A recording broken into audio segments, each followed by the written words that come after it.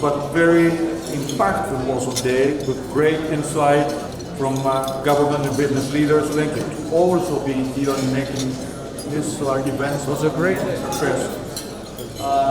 Tonight's dinner is being sponsored by Red Apple and Mr. Johnny Ekaterini and the Yannis Foundation, represented by Mr. Stournaras. So I'd like to go sponsorship. And first I'd like to thank his sponsor, when possible. We have our ambassador with us, but we have also Art, who is the Deputy Assistant Secretary in charge of Greece, among many other countries. So we are delighted to have you back with us again. John, if I can have you come to the podium and say a brief hello. Good evening. Welcome to New York. And I'm glad to see all my Greek friends here. Thank you so much for being in New York. I worked 14 hours today already, but I wanted to take the extra hour to come and say hello to all my Greek friends and to congratulate Nicholas and Olga for putting on such an event to help Greece out. You know, I was born in Greece. I got Greek blood. My father brought me to America 6 months old. He was 6 months too late, so I can't run for president of the United States. But again, I'm in Greece. Many of you have heard me say this. I feel I'm Greek. I feel the music. I feel the food. I feel the people. And that's what it's all about. And I want Greece to become one of the greatest countries in Europe. I believe, and a lot of you don't believe in what happened in the elections in the last 60 days or 30 days. But I believe President Trump is going to keep the free world free, because Europe needs a strong United States of America, needs a strong Washington to keep its freedom, my opinion. And I want to make sure Greece survives for another 2,000 years. And whenever I'm there, the jokes go around that we're going to lose the Hellenic islands. I was born on the island of Isidos. I said, no way. So thank you all. Let's defend those islands. Let's start hearing rumors and whatever. But President Trump will defend Greece against all evils. God bless everybody tonight. God bless America. God bless Europe. God bless Greece. We love you all. By the way, tonight we have with us four honorees of the Ekaterini Leadership Award. Zorkes Matidis was our honoree in 2014 in Athens. Then we had Dimitropoulos in 2015 in Athens. And then we had 2014 Sourgolotetis in court, and 2019 John Paulson in New York. And John will be introduced in Yannis Stournaras later on. So Skolotetis, we don't want to say anything, but I know that Paulson that will be with us today is right this year. But I kindly ask that Dimitropoulos to come and say quick what it is.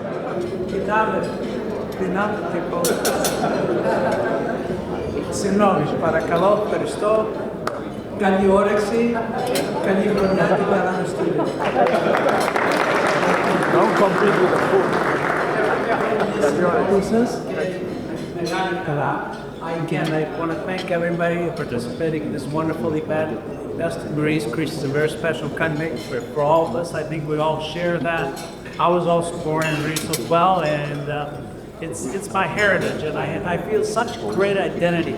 Every time I hear about the history of Greece, whether it's the Minoans or the golden age of Greece in 500 BC, my wife produced a movie, the Cliffs of Freedom, that talked about the liberty or death of, I guess, the Ottoman Empire, so in 1821. So we're very identified with Greeks. We love this type of community contact, and I thank you very much for being here, honoring us all, and for not being part of it.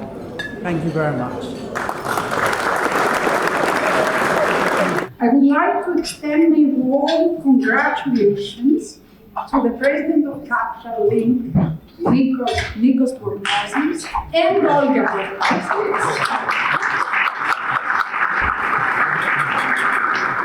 for their unwavering commitment to promoting free business and investment opportunities not only in the United States, but also on the global stage.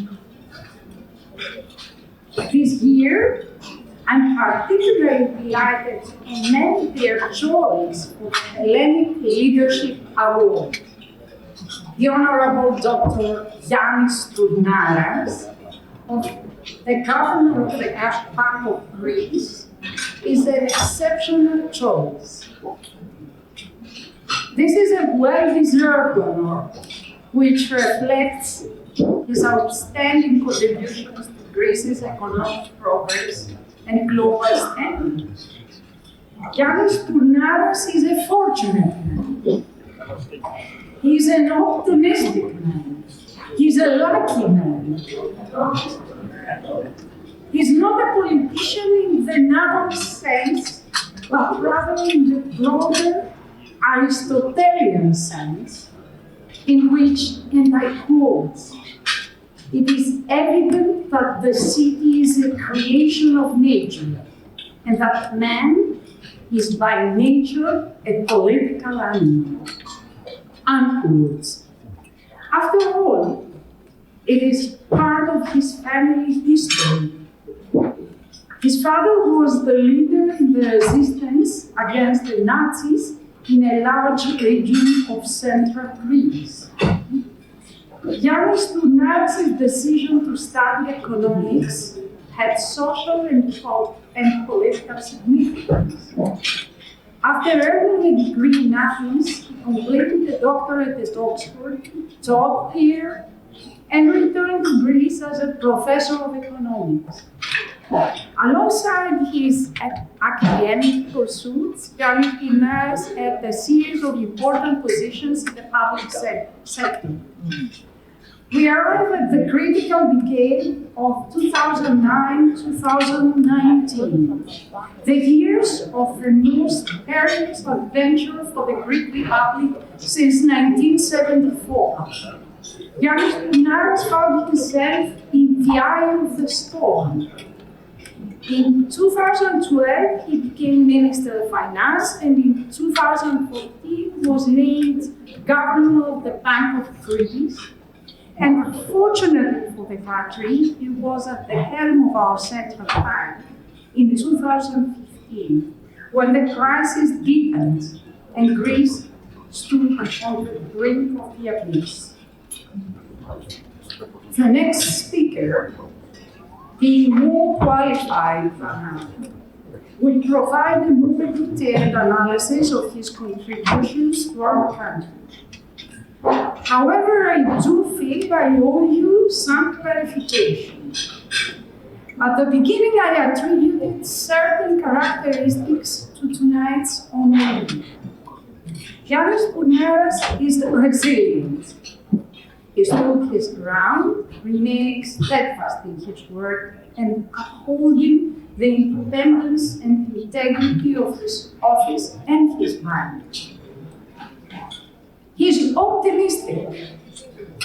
Even in the darkest moments of the economic crisis, without sugarcoating or concealing the truth, he strongly and publicly shared his belief and confidence in the potential of the Greek economy. An economy that not only regained investment grade, but was also recognized by the Economist magazine last year as the economy of 2023.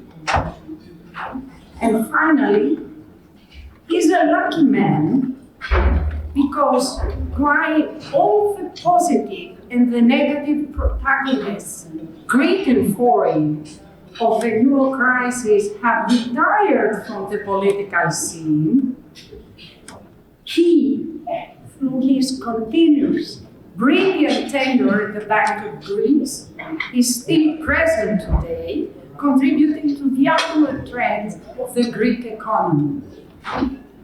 As Greek Prime Minister Mitsotakis consistently points out, the Greek economy now reliably produces primary surpluses, and its recovery is definitely and irreversible. Also highlighting that public debt has been reduced at one of the fastest rates in Europe, making Greece a model to be emulated in the European Union.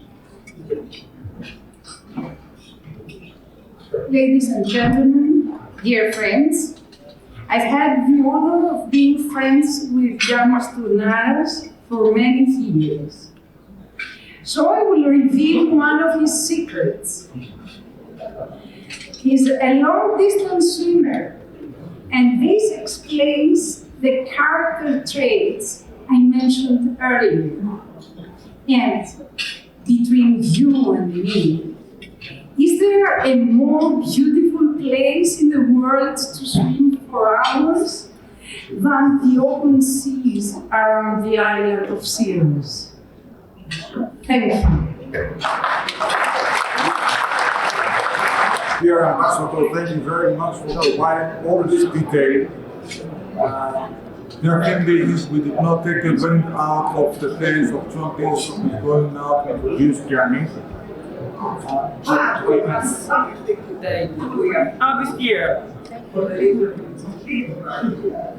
Now, dear friends, do you think that we're here to honor hands with us? No, it's not for that. Not exactly. Right now, it is 9 o'clock in New York, but it is 4 a.m. December 10 in Athens, and we are here to celebrate the birthday of Yannis Stournaras.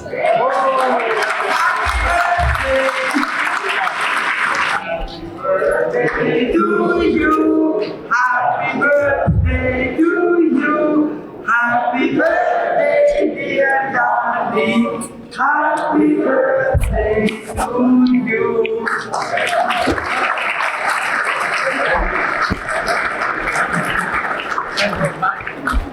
Dear friends, we had the previous our ambassador, by the way, it was a marathoner, to deliver those insightful remarks about Yannis. And now we're going to have John Paulson. You all know John, you need no introduction. John has been one of the longest, most loyal investors in Greece. He never wavered the course, he stayed during the good day and the bad day. And he's somebody who has seen Greece through cycles, who has worked very closely with Yannis Stournaras. So now we're going to hear from John about Yannis, from a major investor telling us his cooperation and how he appreciates Yannis. I'd like to say, as John is coming to the podium, that we have the privilege to know Yannis also for a very long time. And I'm not going to say anything about his career because it will be said by other people. But I want to say two things. First of all, Yannis never doubted or hesitated to take very difficult jobs. I mean, the jobs that he took on were particularly daunting, close to the impossible. And he took them on. And number two, he took them on with a smile. I remember being in his office one time and telling him, okay, I understand that you like the challenge, but I don't understand how you really enjoy doing this difficult thing. And that was during the time for the crisis. So I have to say, he's done a remarkable job. The one thing that I want to highlight is we were fortunate, and I think John Paulson will mention that, to have Yannis Stournaras at the helm. And he is one of the many people who helped keep Greece in the euro. And I think because he's a central banker, not many people know his impactful contribution on making sure is where it is today in the Western world, part of the euro, and his contribution to returning Greece to prosperity. And Yannis, thank you for accepting to be with us today. And John, now please join me at the podium to introduce Yannis. And thank you very much for accepting to do that. Your introduction had a very ungrabbable tomorrow. Thank you.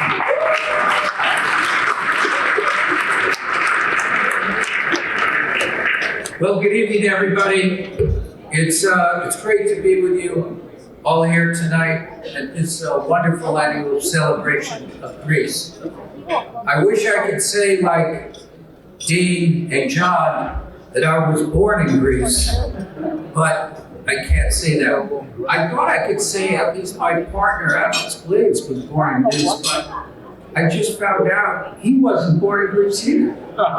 So I said, well, your parents were born in Greece. He says, no, his grandparents were born in Greece. The closest I ever came to Greece was in college, where I say I almost had a Greek girlfriend. I remember her today.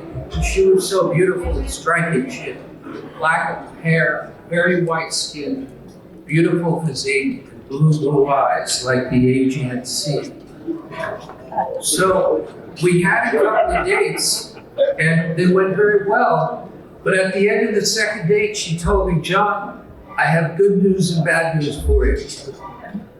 I said, okay, let's hear the good news first. She goes, I like you a lot. I said, great. What's the bad news? My father told me I can't go out with you anymore. She could only go out with Greek boys, so that's as far as I went.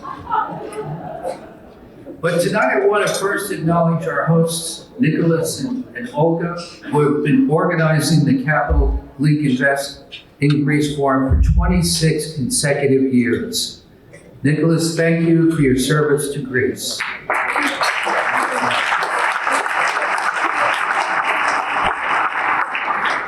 A few years ago, I was lucky enough to receive this award, and at that time, with the newly elected Prime Minister, I told you that Greece is back.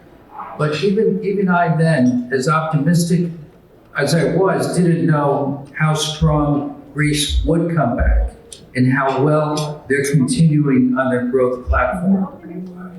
Under the government of Prime Minister Mitsotakis, Greece has emerged, as we know, as a European economic leader.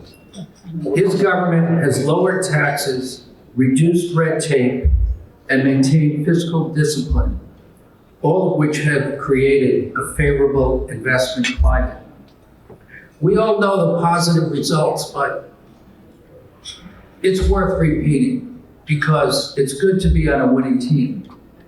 GDP, even this year of slow European growth, is growing at an excess of almost a 2.5% rate, which is almost 4 times the European average.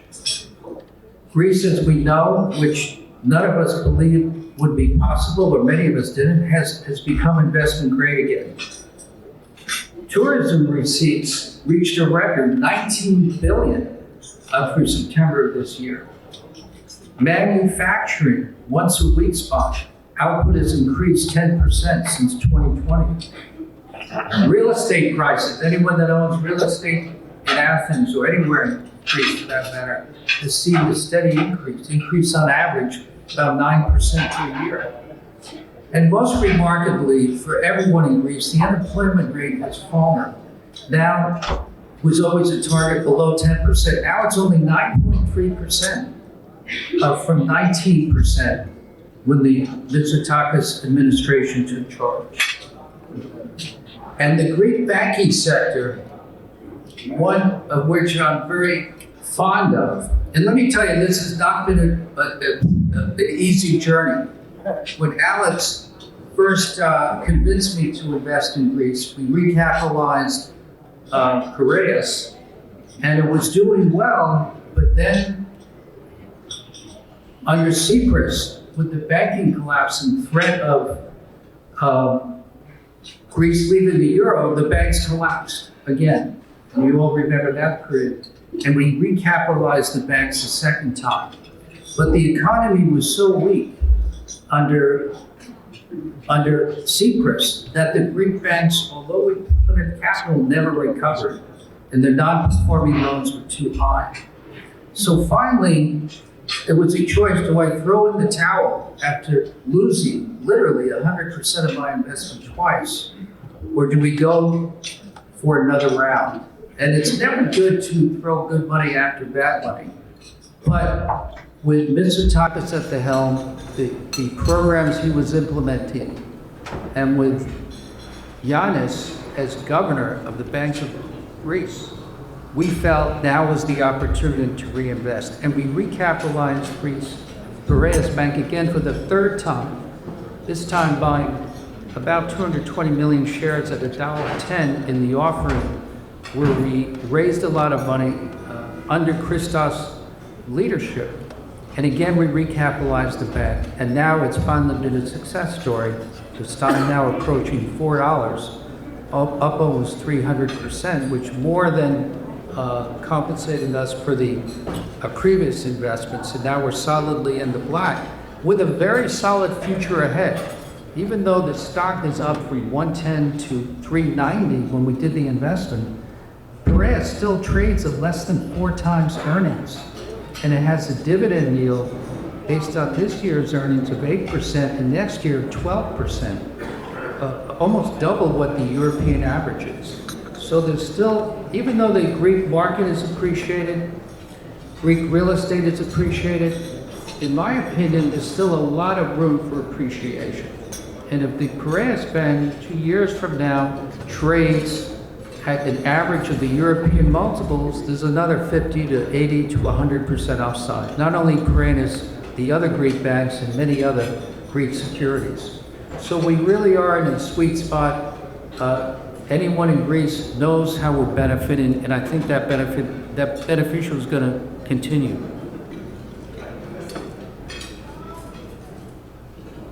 These are all very positive trends that set Greece apart, and I have no doubt that Greece will continue to prosper during the remaining 3 years of the current Mitsotakis administration. But importantly, if Greece continues to pursue these pro-investment policies in subsequent administrations, then I'm equally certain that Greece's prosperity can continue for decades to come. So if that is the case, which I'm hopeful it is, we're still at the beginning of the emergence of Greece as a European economic leader. As an individual that has played a leading role in bringing Greece to this point of great promise, and who has served his country with great distinction, is our honoree, the governor of the Bank of Greece, Yannis Stournaras. Tonight, we join together to celebrate his many and notable achievements. You've heard some background on his remarkable career, distinguished above all about his outstanding service to Greece and to Europe. We know that he graduated from the University of Athens with an undergraduate degree in economics, but then received his master's and PhD degrees in economics from Oxford University.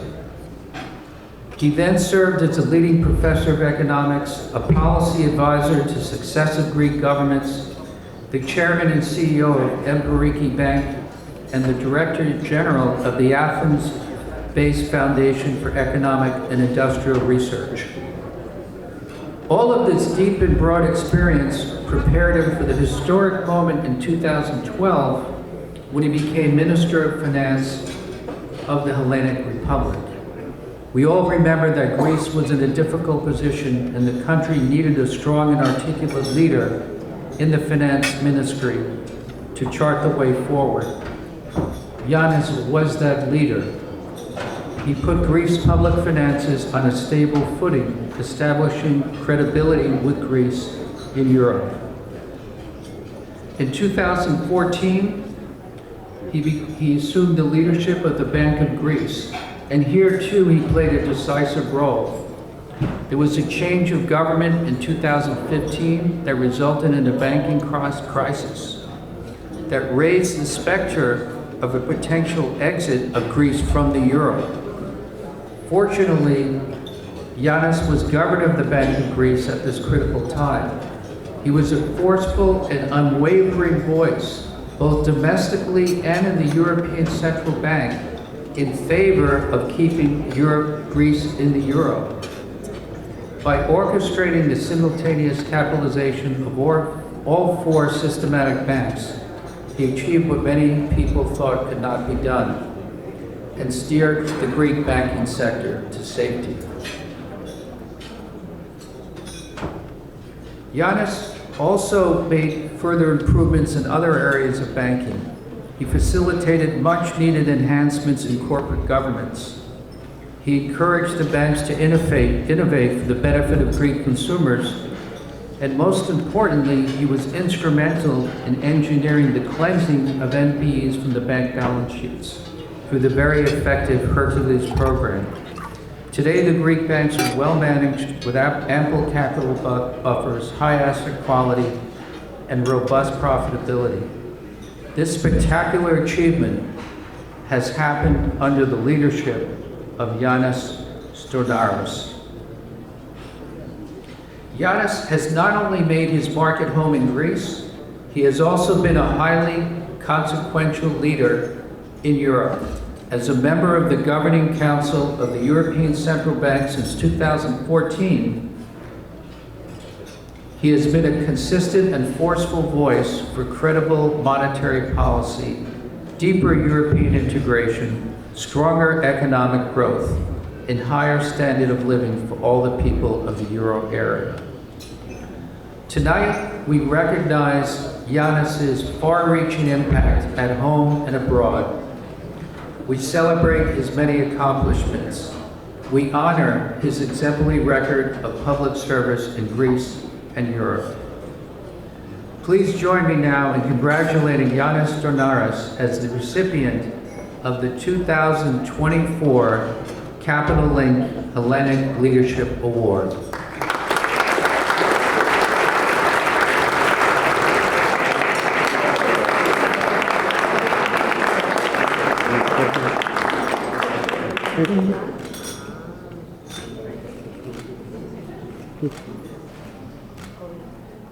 Dear colleagues, ladies and gentlemen, dear Nicholas, dear Olga, dear John, Your Excellency, Ambassador Ekaterini Nassika, I'm deeply moved by your generous words, and I'm grateful for the great honor you bestowed upon me tonight.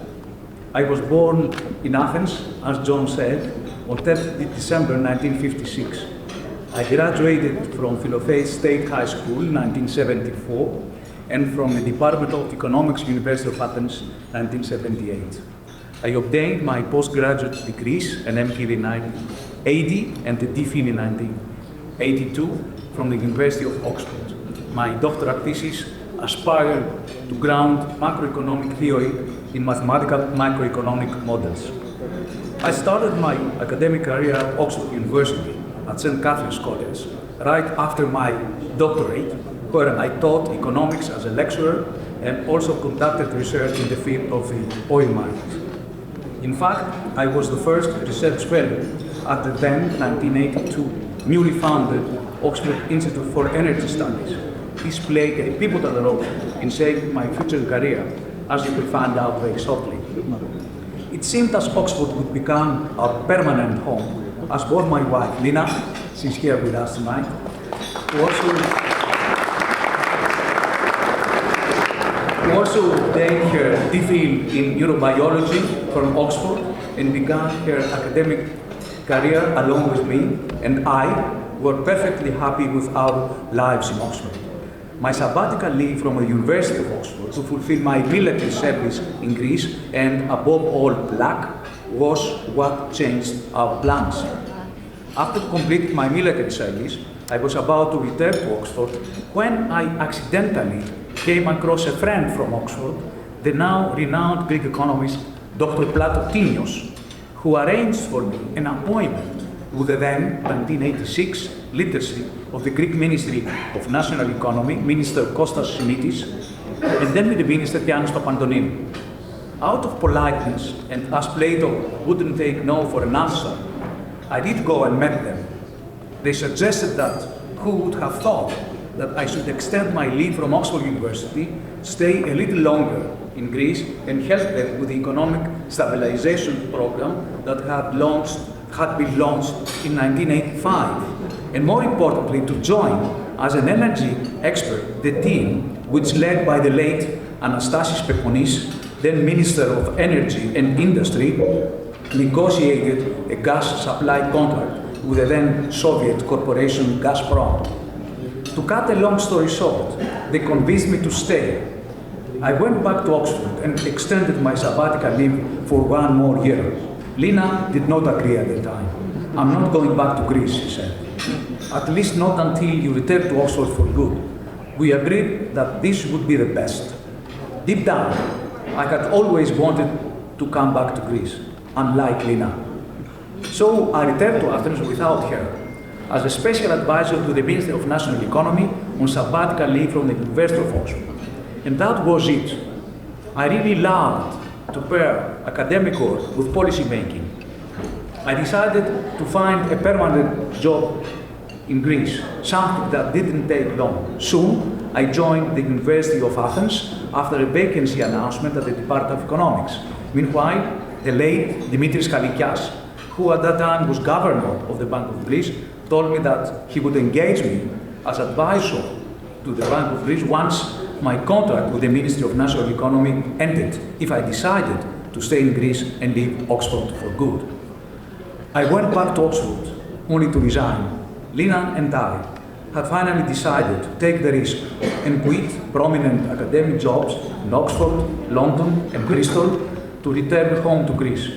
The words of my superiors at the University of Oxford, the late Sir Patrick Nairn, he was provost of St. Catherine's College at the time, and the late Robert Mabro, he was president of the Oxford Institute for Energy Studies, as they were bidding me farewell, are still ringing in my ears. You must be mad to leave Oxford. They did not make me change my mind. I left.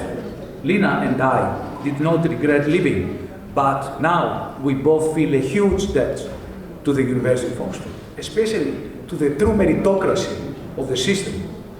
We worked hard, we got top-notch doctorate degrees, and found top research posts at a very young age.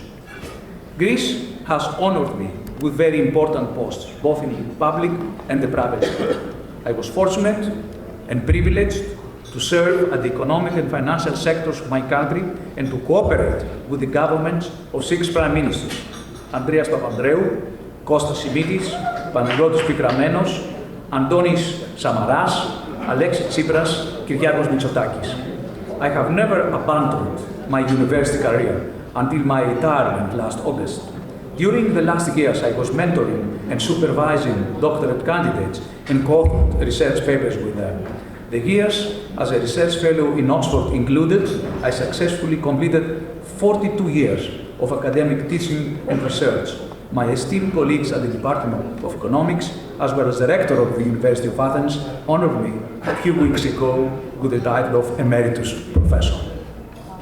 Being an academic cum policy maker thrilled me. This wouldn't have been possible had I stayed in Oxford, and has been a huge asset in my professional life, even though it required endless hours of very hard work.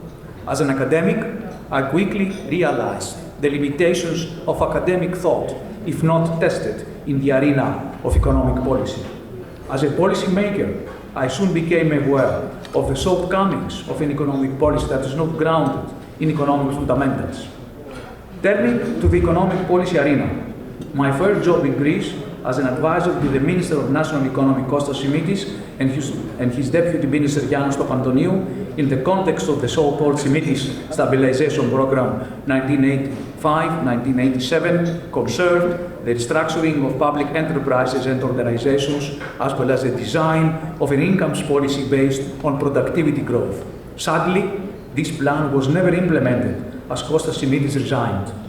Over the same period, I also worked on the gas pipeline project and the import of natural gas from Soviet Union to Greece. In my capacity as an advisor to the Bank of Greece, 1988-1994, I worked with 2 governors, Dimitris Chalikias and Efthymios Christodoulou, as well as with the then economic advisor Lucas Papademos on monetary policy matters. As chairman of the Council of Economic Advisors at the Ministry of National Economy, 1994 to 2000, I was involved in the design and implementation of economic policy measures in preparation for Greece's entry into the euro area, and I represented the Greek government in the negotiations for Greece's participation in economic and monetary union, first under Prime Minister Andreas Papandreou and subsequently under Prime Minister Kostas Simitis and Minister of National Economy and Finance Yannis Stournaras, who was responsible for the overall coordination of the project.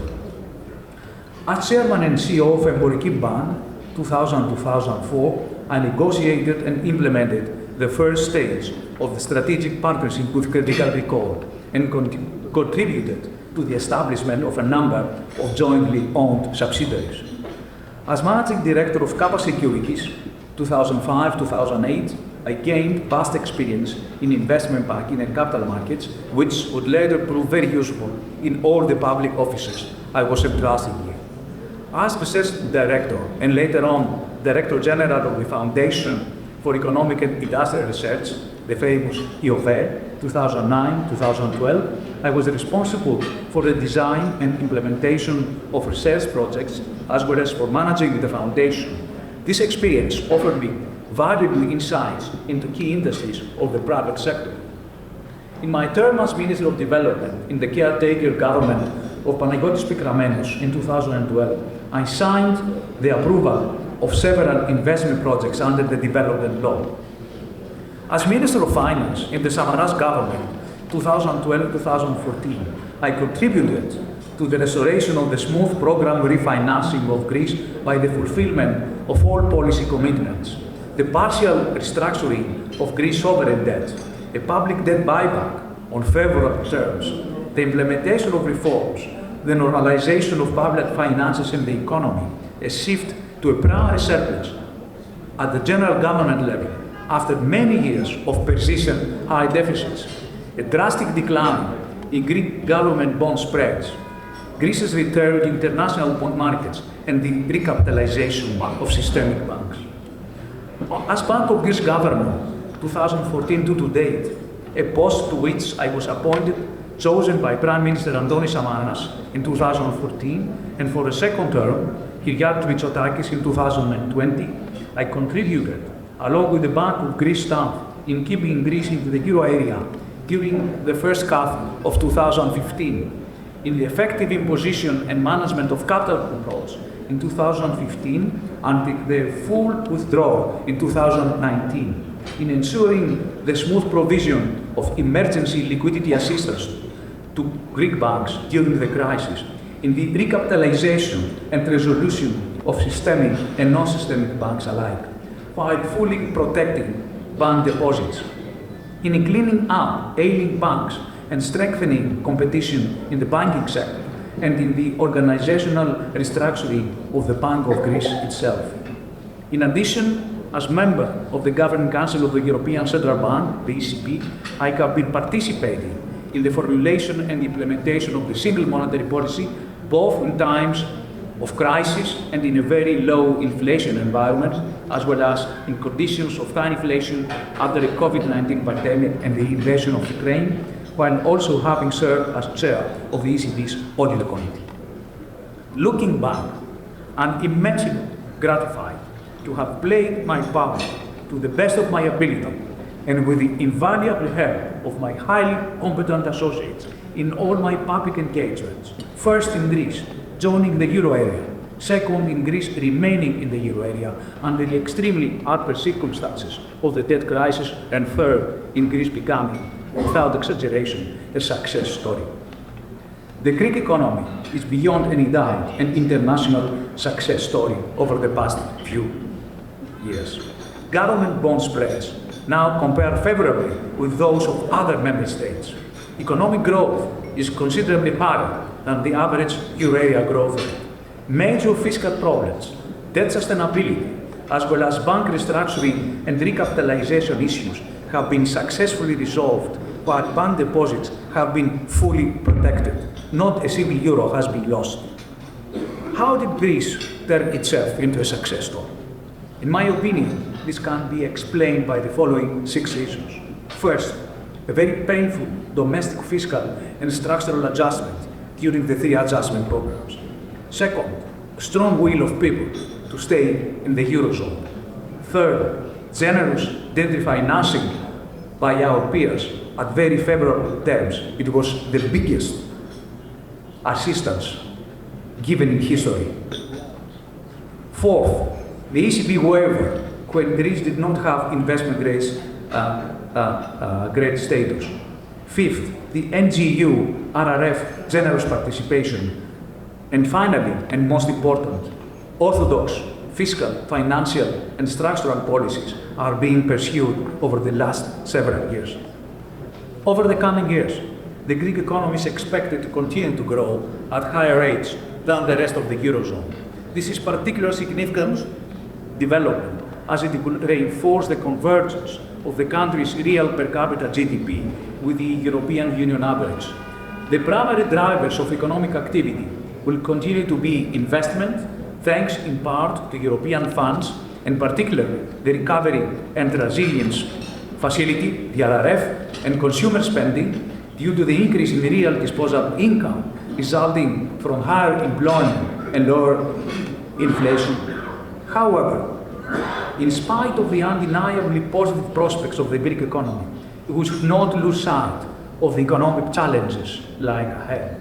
The most important challenge for Greece is the large current account deficit of the order of 6% of GDP in 2023, despite the very substantial fiscal adjustment and the improvement in labor cost competitiveness. This is mostly due to the fact that Greece lags behind most European countries in terms of structural competitiveness, despite significant improvements in recent years. The rest is explained by Greece's higher economic growth compared with its trade partners, compounded by weaker investment, relatively low structural competitiveness inevitably weighs on productivity and living standards over the long run.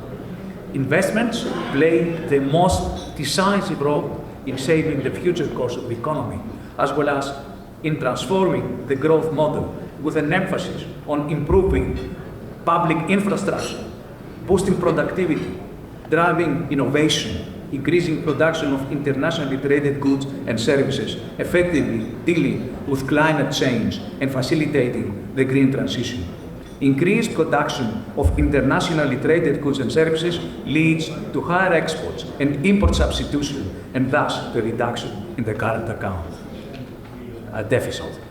Investments as a percent of GDP have increased in recent years owing to particularly strong investment activity in the 4 years 2021-2023. Business investments have fully recovered to pre-2010 levels. On the other hand, it is lagging behind the European Union average.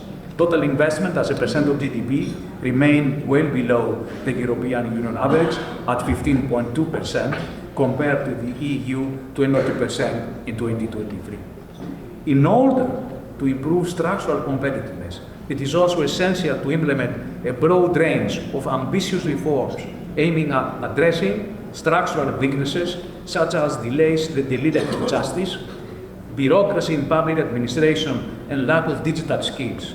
At the same time, it is crucial to eliminate any remaining restrictive practices preventing markets from being competitive by removing barriers to entry and opening up goods and services market to competition.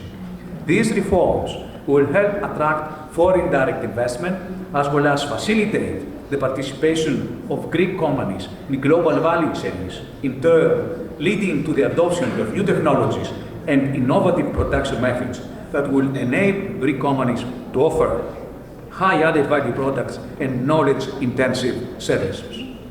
A healthy and competitive banking sector capable of financing business and households is crucial.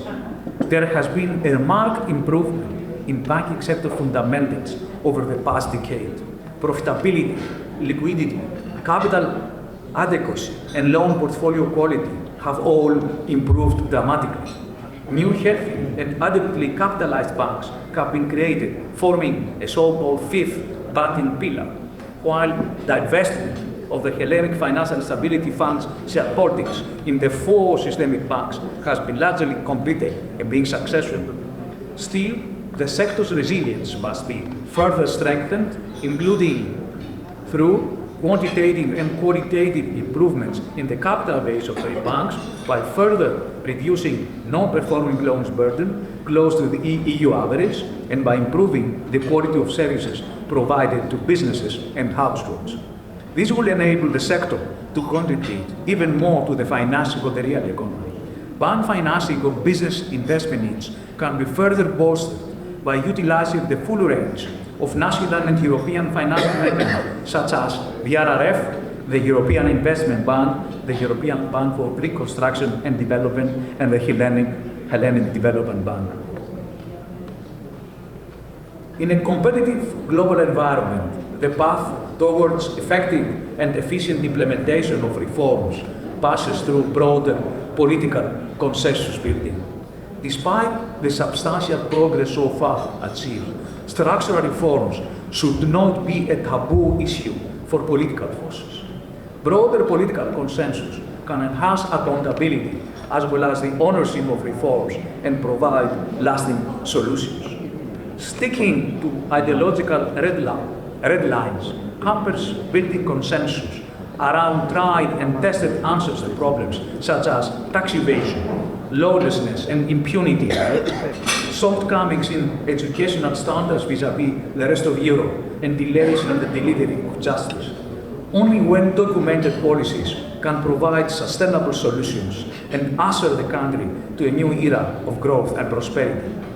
With regard to public finances, which is and should remain our #1 priority, given the fiscal challenges ahead and the need to maintain our fiscal credibility, I would like to point out that the revised fiscal framework in Europe imposes control on government net expenditure growth, while also ensuring that any fiscal space created on the revenue side will be used only to reduce public debt. These two conditions are opening up scope for rapprochement and synthesis between political parties towards consensus building on how to prioritize public spending and investment and improve their efficiency, combat tax evasion with a view to broadening the tax base and ensure a fairer distribution of tax burdens. At this point, let me elaborate on the disproportionate heavy burden of defense expenditure borne by Greek taxpayers relative to taxpayers in many other euro area countries, which is linked with the protection of European borders and in particular Greek-Turkish relations. The burden of such expenditure, which primarily concerns imported military equipment, falls exclusively on Greek taxpayers. What is lacking today is a coherent and effective European security policy in the area of defense, as also suggested by the famous Draghi report, aimed at maximizing the benefits of defense investment and minimizing the disproportionate costs entailed by defensive equipment, that is through defense cooperation law. At the same time, efforts should continue so as to find points of convergence in Greek-Turkish relations, given their bearing on Greece's economic and social program, stability and security. A very important fact to note is that the dialogue between Greece and Turkey, which started in 2023, has already delivered significant results with regard to airspace infringement over the Aegean Sea, managing migration flows, and especially economic cooperation. But above all, it has created an environment of stability and security for citizens. It is no coincidence that while 2 years ago, Greek-Turkish relations, together with the rising cost of living, were citizens' primary concern, nowadays, as suggested by opinion polls, citizens are still interested but not worried. This has had a strong positive impact on the stability and outlook of the Greek economy. I believe that an agreement on the settlement of our dispute with Turkey or the delimitation of maritime zones would be more than welcome, unquestionably paving the way for long and sustainable peace, as well as mutually beneficial economic cooperation which will produce economic growth and welfare in the region. The complexity of modern societies, characterized by frequent crises, multidimensional challenges, heightened uncertainties, globalization, and the ubiquitous presence of social media has, in my opinion, rendered traditional political ideologies, such as left and right, inadequate to describe today's political classes. Therefore, the left-right dichotomy sounds rather outdated. Rather, in modern democracies, the critical divide is between liberal and populist policies, as experienced in Greece after the collapse of the two-party system and the emergence of new political formations in 2012. Citizens must demand from traditional and new parties alike a minimum degree of commitment to dialogue and compromise, even if this may require institutional reforms in the context of our parliamentary system, potentially involving amendments to the Constitution. Such changes should be set in motion in the coming years. The broader the policy agendas the parties manage to agree upon, the brighter the economic outlook will be, thus helping to increase welfare. Besides, the country's European orientation largely entails a convergence of views of the direction to be followed by national economic policies within the Economic and Monetary Union. In closing, in light of the hard lessons learned from the recent economic crisis, I believe that the so-called systemic Greek political parties have come to realize the country's political and economic stability, as well as European path, as essential pillars. This realization creates a unique opportunity for fostering a consensus political culture in Greece, which will facilitate the sharing of political taste, hence the effective implementation of necessary reforms. In my opinion, consensus on economic policy matters should compromise for four keys. First, commitment to fiscal responsibility with continued achievement of primary adjusted budget surpluses of 2% of GDP every year. Second, commitment to safeguarding financial stability, that is maintaining the robustness of the financial system and protecting deposits. Third, commitment to economic convergence by closing the investment gap, as well as to advancing the appropriate reforms and upgrading the institutions. Fourth, bringing Greek-Turkish relations and the associated positive economic potential into the agenda. Thank you very much. Very welcome.